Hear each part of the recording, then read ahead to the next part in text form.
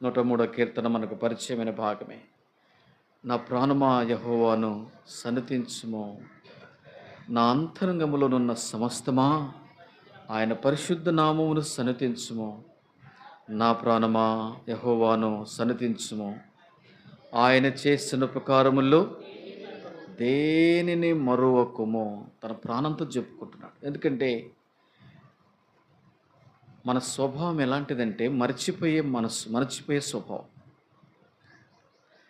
మన స్వభావం ఎలాంటిదంటే అనుకుంటాం కానీ చేయలేకపోతాం.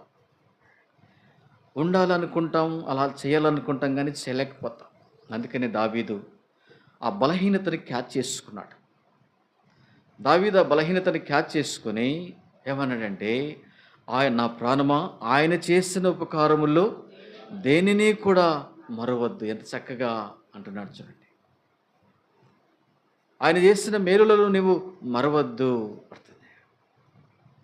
ఉదయకాల సమయంలో దేవుడు మన పక్షాన చేసినటువంటి మేలులు, ఆయన మన పక్షాన చేసినటువంటి ఉపకారములు లెక్కలేనివి. మొట్టమొదటిగా ఆయన మన జీవితంలో ఆయన చేసినటువంటి గొప్ప మేలు ఏంటంటే, ప్రభు మనల్ని ప్రేమించి లోకములో నుండే ఆయన మనల్ని ప్రత్యేకపరుచుకొని తన బిడ్డలుగా, తన కుమారులుగా, తన కుమార్తెలుగా చేసుకున్నాడు.